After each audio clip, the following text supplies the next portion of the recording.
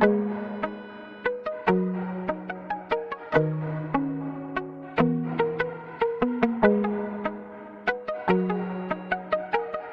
que este mes estamos hablando sobre redención y en esta ocasión vamos a conversar sobre 3 principios básicos de redención. 3 principios básicos de redención. Y vamos a tener inmediatamente un texto bíblico leído. Se encuentra en Colosenses 1 del 12 al 14. Por favor, tú que estás ahí en tu casita, acompáñame. Busca tu Biblia y busca, por favor, Colosenses 1, versículos del 12 al 14, y lo leemos en el nombre del Padre, del Hijo y del Espíritu Santo. Dice: con gozo dando gracias al Padre, que nos hizo aptos para participar de la herencia de los santos en luz, el cual nos ha librado de la potestad de las tinieblas y trasladado al reino de su amado Hijo, en quien tenemos redención por su sangre y perdón de nuestros pecados. Gracias, Señor, te damos por estas palabras. Danos sabiduría cada día de ella y ayúdanos, Señor, a vivirla, a guardarla. Te damos gracias en el nombre poderoso de Jesús. Te presento cada corazón que está en esta hora escuchando este mensaje de tu palabra. Gracias te damos, Señor, por ellos, en el nombre poderoso de Jesús. Amén. 3 principios básicos de redención. El primer principio es una posesión. Esta posesión la perdimos en el huerto del Edén. El segundo principio básico es el poder y el tercer principio básico es un precio. Así que vamos a estar hablando bajo estos 3 principios básicos. Te repito: una posesión, un poder y un precio. Son los 3 principios que vamos a estar conversando. El primer principio básico, una posesión. Dios nos hizo aptos para participar de su herencia. ¿Qué quiere decir esto? Que Dios nos hizo aptos para participar de su herencia. ¿Qué implica? ¿Qué implica salvación? Redención. ¿Qué quiere decir que fuimos redimidos para ser salvos? ¿Salvos de qué? ¿Qué tiene que ver nuestra herencia? ¿Qué es nuestra herencia? ¿Cuál es nuestra herencia? Para que podamos entender mejor estos conceptos de los que estamos hablando, vamos a visualizarlo de esta manera.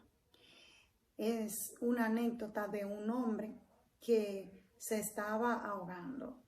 Este hombre estaba metido en un río y pues se estaba ahogando. ¿Qué sucede cuando alguien se está ahogando? ¿Qué cosa necesita una persona que se está ahogando? Realmente la persona que se está ahogando necesita ser rescatado. La persona que está en un proceso de ahogamiento necesita ser salvado, necesita ayuda, necesita que alguien vaya y le rescate.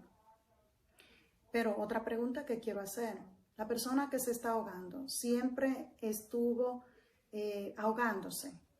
Desde que nació está en un estado de ahogamiento, de que se está ahogando. Si no ha estado todo el tiempo ahogándose, anteriormente a el momento en que se estaba ahogando, ¿cuál era su estado anterior al estarse ahogando? Esta persona que se está ahogando fue creado para estar en un río ahogándose. Todas estas preguntas, yo quiero que tú, estando ahí sentado, escuchando, te la respondas.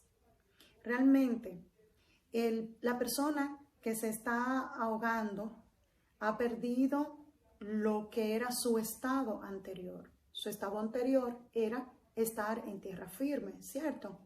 Su estado normal, para el cual fue creado, por el cual nació, fue para que estuviera en tierra firme, sin ninguna condición que le haga sentir que se está ahogando y que no puede desistir de ese estado de ahogamiento en que está. La persona que se está ahogando está en un estado de peligro, está en un estado que es definitivo en su vida. O sale del agua para que no se siga ahogando, o definitivamente se ahoga y termina muriendo.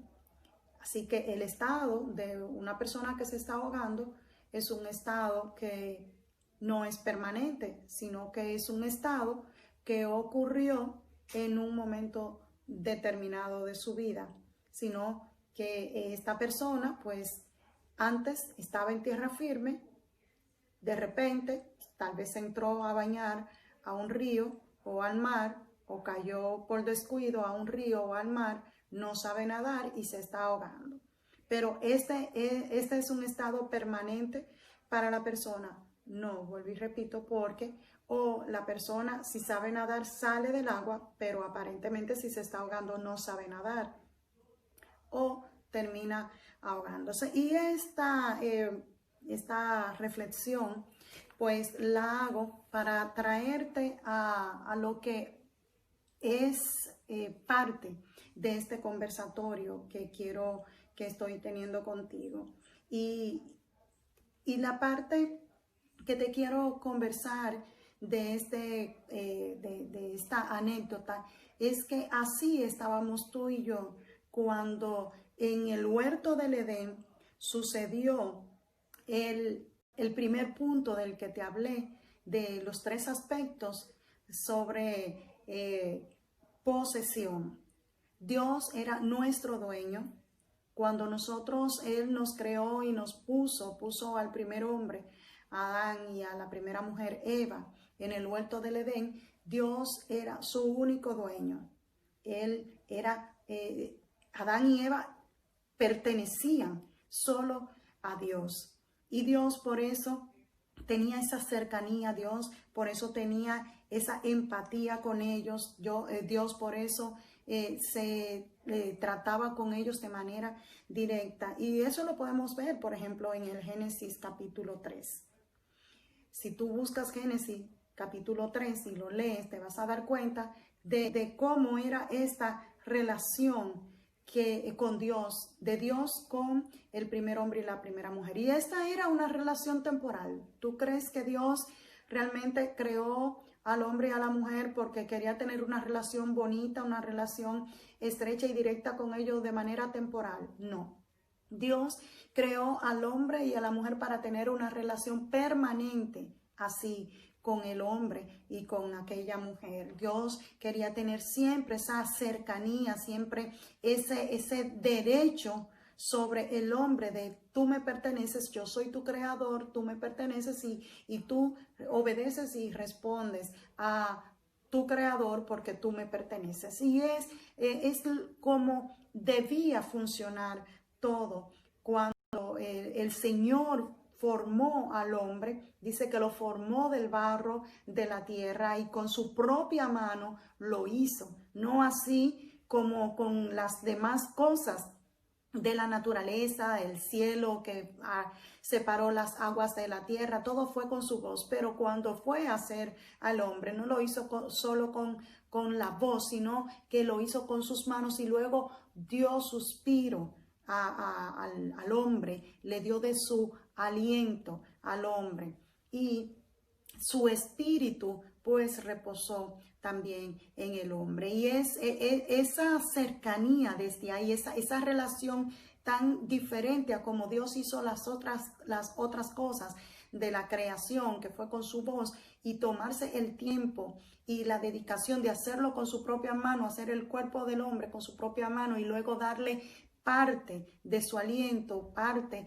de lo que es su espíritu. Esto nos deja bien claro que Dios a nosotros pues nos creó para que fuéramos diferentes a toda la otra parte de la creación. Y es porque Él quería siempre sentir que le pertenecíamos y que nosotros también sintiéramos que le pertenecemos a Él. Y eso no ha cambiado, así es. nosotros le pertenecemos al Señor. Nosotros somos de Él y es la razón por la que Dios desde el principio de la creación, pues cuando Satanás, que el Señor lo reprenda, la serpiente antigua engañó a Eva y Eva a su vez a su esposo para que desobedecieran al mandato que Dios le había dado. Satanás creía que había derrumbado esa relación permanentemente y para siempre del hombre con su creador. Pero Dios tenía un plan y su plan era rescatar a la humanidad. Y por eso envió a su Hijo Jesucristo para que Jesucristo pues se entregara por nosotros y nos redimiera. Recuerda que estamos hablando sobre redención y aunque no lo merecíamos porque Satanás no obligó en ningún momento a Eva a que desobedeciera. Claro, utilizó todas sus artimañas y todas sus estrategias malignas para engañar a Eva y así lo hizo. Ella se dejó engañar por el enemigo, pero él no la obligó. Así que Jesús tampoco fue obligado por Dios para venir a rescatar a la humanidad y redimirnos del pecado. Así que Dios en su amor y su misericordia siempre nos ha tenido como una posesión suya y por eso se ha sacrificado de entregar a su propio Hijo, despojarse y desprenderse de su propio Hijo para enviarlo a morir por nuestros pecados. Y es donde nosotros, a través de la muerte de Cristo, alcanzamos entonces redención. Pero Dios no quiere que estemos en un estado de perdición, que estemos perdidos, que estemos lejos de Él, sino que Dios quiere que estemos con Él y que estemos en su presencia. Eso es el deseo de Dios, que nosotros siempre estemos con Él y que estemos en su presencia. Él quiere que nosotros pues restauremos la relación que se perdió y que se rompió en el huerto del Edén. Y es por eso que envió a su Hijo Jesucristo para que a través de la muerte y el derramamiento de la sangre de Jesucristo para perdón de los pecados de la humanidad, pues la humanidad pueda ser reintegrada a esa relación bonita, esa relación estrecha, esa relación personal que empezó en el huerto del Edén y que fue rota con la desobediencia del primer hombre y la primera mujer. Y nos dice primera de Timoteo 2:4, quiere que todos los hombres sean salvos y que vengan al conocimiento de la verdad. Eso es lo que quiere el Señor, que todos los hombres sean salvos y que vengan al conocimiento de la verdad. El Señor quiere que todo hombre se aleje del pecado, que todo hombre o mujer pues reconozca que ha estado andando a espaldas del Señor y que venga al conocimiento de la verdad. ¿Y cuál es la verdad? La verdad es la palabra del Señor. La verdad es que Cristo es el Hijo del Dios viviente que vino a morir por nosotros, a entregarse por nuestros pecados en lugar nuestro para redimirnos para con Dios. Y también nos dice segunda de Pedro 3:9, no queriendo que ninguno se pierda, que ninguno perezca, sino que todos procedan al arrepentimiento. Así es el amor del Padre, así es el amor infinito del Dios que nos ha creado y que es nuestro dueño, al cual pertenecemos. Nosotros pertenecemos a Dios, Él es nuestro poseedor, Él es nuestro dueño. Él no quiere que ninguno se pierda, que ninguno perezca, que ninguno se vaya al infierno. Jesús no quería que esto pasara, por eso vino y se entregó en lugar tuyo y en lugar mío y se dejó clavar en un madero para redimirnos, para perdonarnos y redimirnos del pecado. Por eso el Señor usó su segundo plan cuando vio que su creación, su criatura el primer hombre y la primera mujer pues se habían desviado, habían quitado la mirada de sus ojos y que habían puesto sus ojos en las cosas que el maligno le decía, se habían dejado llenar de egocentrismo, se habían dejado llenar de avaricia y habían permitido que el enemigo penetrara su corazón y cambiara el estado de obediencia con el cual fue creado y para el cual fue creado, lo cambiara por un estado de desobediencia. Y todo esto ha traído tantas consecuencias para la humanidad que tuvo que venir Cristo a entregarse por nosotros y a restablecer esa relación rota. Es cierto que Dios quiere que estemos con Él, porque nosotros tuvimos una posesión ante Él muy valiosa. Cuando el Señor creó al primer hombre y a la primera mujer, lo creó con tantas virtudes y con tantas cosas maravillosas que Adán solo le puso nombre a todas las cosas, a todos los animales, a todas las plantas, él solo. Dios dotó de tanta ciencia, de sabiduría a Adán y todo esto fue roto, todo esto se dañó cuando quitó la mirada de su creador para ponerla en el maligno, en Satanás. Ahora entendemos que esta posesión es estar en Dios. Cuando hablamos de el primer punto, el primer aspecto de la redención, que dijimos que era posesión, ahora debes entender que cuando hablé de posesión significa que pertenecemos a Dios, que somos de Dios, que nosotros no nos gobernamos, que nosotros no nos dirigimos, que a nosotros nos gobierna y nos dirige Dios y que nosotros debemos honrar al Dios que nos ha creado, al Dios que nos ha dado todos los privilegios que tenemos como una parte de su creación. Así que para nosotros poder participar de la herencia del Señor, nosotros tenemos que volvernos a Él. Tenemos que volvernos al Señor para que podamos, en vez de ser criaturas, entonces ser hijos. Porque somos hijos legítimos. Cuando nosotros aceptamos a Cristo en nuestro corazón, nos devolvemos de nuestros pecados y delitos y abandonamos todo tipo de práctica malévola y viciosa, todo tipo de práctica que no viene de Dios y que a Dios no le agrada y que no fue para lo que Dios nos creó. Y entonces cuando nosotros decidimos aceptar la remisión de pecado a través del derramamiento de la sangre de Cristo en nuestras vidas y venimos a sus pies con un corazón contrito y humillado, el cual Él jamás va a despreciar. Entonces nosotros ahí nos convertimos en hijos legítimos y herederos de su reino. Recordemos que el Señor Jesús, cuando fue resucitado al tercer día, tuvo un tiempo, algunos escritores dicen que tuvo un mes, 40 días en la tierra, presentándosele a todos los discípulos y dándole estrategias de cómo tenían que actuar y dándole informaciones de muchas cosas. Y cuando Él ascendió al cielo, le dijo que Él iba a preparar morada para nosotros, para que donde nosotros estemos, Él también esté, porque somos coherederos juntamente con Él. Si nosotros tenemos los padecimientos que Cristo padeció en la cruz del Calvario, también nosotros somos herederos juntamente con Él. Cuando le recibimos en nuestro corazón, cuando decidimos vivir una vida para agradarle, una vida para adorarle con todo nuestro entero ser, alma, cuerpo y espíritu. Entonces, ¿qué quiere decir? Que nosotros debemos, hay un poder que es el segundo aspecto de este conversatorio del cual quiero hablarte. Ese poder debe ser roto.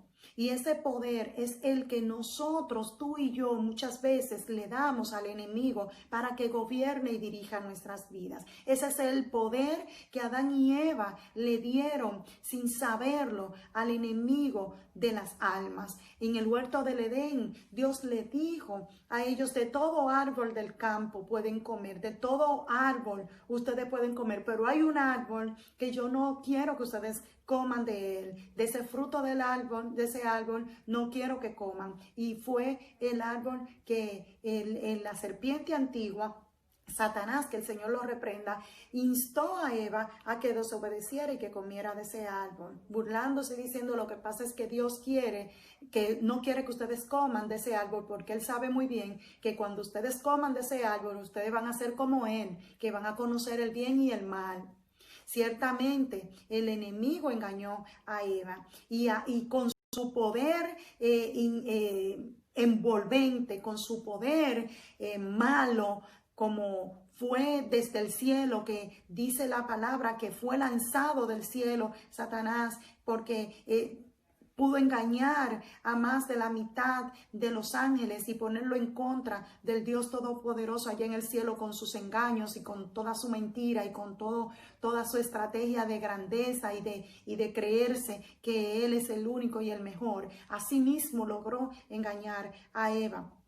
Y ese poder que Satanás tiene, en el nombre poderoso de Jesús, nosotros tenemos que vencerlo, porque aunque es un poder que tiene límites, porque Dios le ha puesto límites a Satanás, pero es un poder que muchas veces nosotros le damos más poder del que él tiene. Muchas veces le tenemos miedo, muchas veces no lo enfrentamos con la palabra, aún sabiendo que la palabra tiene bendiciones para nosotros y que nos da protección la palabra y que nos da la fortaleza la palabra. A veces somos atacados por el enemigo emocionalmente, psicológicamente, y no lo atacamos con la palabra, aún teniendo nosotros el poder y la autoridad delegada por la sangre de Cristo para reprenderlo en el nombre poderoso de Jesús y por su sangre, y que el enemigo se vaya. Cuando la palabra dice: resistid al diablo y de vosotros huirá, es de eso que está hablando, es de que nosotros le hagamos resistencia, es de que nosotros no le creamos, es que nosotros no nos dejemos llevar de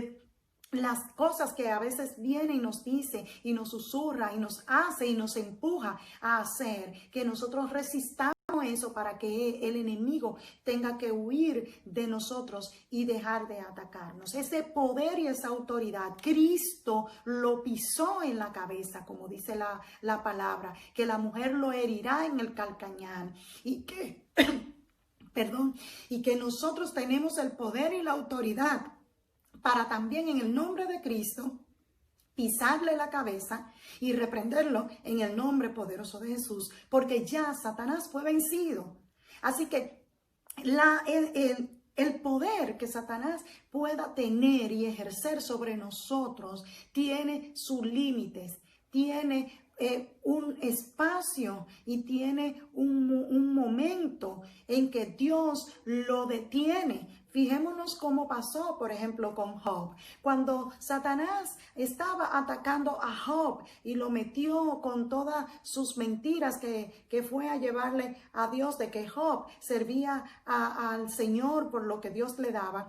Cuando Dios le dijo: está bien, zarandéalo, pero no toque su alma, le puso límites al poder que Satanás podía ejercer sobre Job. Le dijo: ok, ponlo, somételo a prueba, quítale todo lo que tú dices que él tiene y que por eso es que me sirve, haz todo lo que tú quieras con él, pero no toques su alma. Y eso es lo que te quiero decir hoy, a ti que estás ahí conectado, amado amigo, amado amiga, amado hijo, que el Señor tiene una limitación para Satanás. Él puede hacer y decir lo que él quiera, pero está limitado por Dios. Tú no debes creer que Él tiene mayor poder que Dios, porque son más los que están con nosotros que los que están con ellos. Le dijo en un momento determinado el profeta a Giezi, cuando vio que toda aquella multitud de soldados venían contra ellos, y el profeta le dijo a Giezi, el profeta Elías: mira, estate tranquilo, que son más los que están con nosotros que los que están con ellos. Y igual yo te quiero recordar eso: Dios tiene más poder, Dios tiene más autoridad, Dios está contigo como poderoso gigante y está ahí para defenderte. El poder que Satanás pueda tener tiene una limitación, tiene limitantes, tiene un límite. Él no puede pasar más allá de donde Dios le permite que pase. Y Jesucristo, cuando se dejó crucificar, derramó su sangre en la cruz del Calvario. Dice la palabra que él clavó el acta de los decretos que nos era contraria, que nos culpaba, que nos hacían no aceptos delante del Señor. Y dice que le exhibió en medio, delante de los principados y de las potestades. Lo exhibió públicamente y derrotó a Satanás ahí en la cruz del Calvario. El poder que él tenía sobre toda la humanidad y que él le hacía creer a toda la humanidad que él era poderoso. Todo eso Cristo lo clavó en la cruz del Calvario y lo derrotó en el nombre poderoso de Jesús. Nosotros también lo derrotaremos porque la sangre de Cristo, que es la que ha sido derramada para perdón de nuestros pecados, le ha quitado todo poder y toda autoridad que Satanás pudiera ejercer sobre las vidas. Si eres una persona que ha estado viviendo en delitos y pecados, si eres una persona que no ha sentido la fortaleza suficiente para abandonar los pecados y servirle al Señor de todo corazón, yo quiero decirte que Cristo puede ayudarte. Su sangre que aún sigue teniendo el mismo poder, su sangre que aún sigue fluyendo a favor de ti para perdonar tus pecados, te puede limpiar, y su sangre también te va a fortalecer para que puedas decirle no al pecado y sí a Cristo. Así que el último punto que te quiero tratar en este momento es un precio, es el último aspecto de esta prédica. El último aspecto es que hay un precio que Dios pagó por nuestra redención, un precio que Cristo fue quien lo derramó en la cruz del Calvario. Él pagó un precio de sangre para librarnos a ti y a mí del pecado. Y recuerda que redención significa comprar algo. Redención significa liberar a alguien que estaba esclavizado. Redención significa liberar algo que estaba hipotecado o que estaba comprometido. La elección que tomó Dios para liberar al pueblo de la esclavitud del pecado, a la humanidad de la esclavitud del pecado, fue el ofrecimiento de Cristo para venir a morir por nosotros. Y ese ofrecimiento, dice la palabra, que cuando el Señor, dice Isaías, que tuvo una revelación, fue llevado al cielo en una visión, y él dice que oyó una gran voz, la gran voz del Señor, que decía: ¿por quién iremos? ¿Quién irá por nosotros? Y se oyó una voz que dijo: yo iré, heme aquí, envíame a mí. Así que el Señor decidió venir a morir por nuestros pecados, venir a redimirnos y librarnos de la esclavitud que nos mantenía atados al pecado. Y este precio que Él pagó fue el precio de sangre. Redención por sangre fue el gran precio. Así que es maravilloso, hermanos, es maravilloso, amigos que están ahí conectados, ver el gran precio que ha sido pagado a favor tuyo, a favor mío. Ver que Jesús derramó su sangre para que podamos ser libres de la esclavitud del pecado. Y es hermoso, es maravilloso, es digno de loar, es digno de que tú y yo le sirvamos. Ese sacrificio que Cristo hizo en la cruz del Calvario es digno de que nosotros decidamos alejarnos de nuestros delitos y pecados y mirar hacia Él, mirar hacia la cruz y verlo ahí sacrificado, ahí entregado, verlo ahí siendo lacerado solo por amor por nosotros, para perdonarnos, para redimirnos, para acercarnos a través de su muerte, acercarnos al Padre, y que podamos ser aceptados como hijos legítimos y ya no como una simple creación o parte de la creación. Ese sacrificio de Cristo debe ser mostrado a través de ti, a través de mí, con gratitud. Y la gratitud es una forma de nosotros alejarnos de todo lo que a Dios no le agrada, y podemos saber qué cosas a Dios no le agrada de nosotros a través de la lectura de su palabra, la Biblia, porque ahí nosotros vamos a encontrar cuáles cosas estamos haciendo que no nos hacen aceptos ante Dios y cuáles no. Así que yo te quiero recomendar, sé una persona que actúa con gratitud. Sé una persona que puede reconocer que han dado mal delante del Señor y que Él ya pagó un precio que no le correspondía. Nos correspondía a ti y a mí pagar el precio por los pecados que habíamos cometido, por las desobediencias que habíamos cometido. Pero Él, en su misericordia y en su amor, que es infinito, Él decidió hacerlo por ti y por mí, porque era algo demasiado grande, una carga demasiado pesada, que tú y yo no la íbamos a poder llevar, y que Él decidió llevarla por ti y por mí. Así que en agradecimiento, sírvele al Señor, entrega tu vida al Señor. Y tú que estás ahí conectado, si no le has recibido, yo quiero pedirte, recíbele en tu corazón, recíbele y prueba esta forma de vida que es diferente a la forma de vida que quizás has estado teniendo. Y te vas a dar cuenta que cuando metas a Cristo a tu corazón, tu vida va a cambiar. Tu vida va a tomar otro rumbo. Tu embarcación, que es tu vida, te vas a dar cuenta que va a navegar y va a seguir navegando a puerto seguro, porque Cristo será el capitán quien llevará esa nave a puerto seguro. Así que te recomiendo, recíbele en tu corazón. Yo ya le recibí y me siento feliz, me siento contenta de haberle recibido a la edad de 12 años y no he encontrado desperdicio en mi vida de haberle aceptado a temprana edad y de seguirle sirviendo todos estos años y que toda mi vida gire alrededor de Cristo. Dios te bendiga. Gracias por compartir este tiempo juntos. Y te recuerdo, Cristo te redimió porque Él te ama y quiere que tú seas agradecido y le recibas en tu corazón. Dios te bendiga.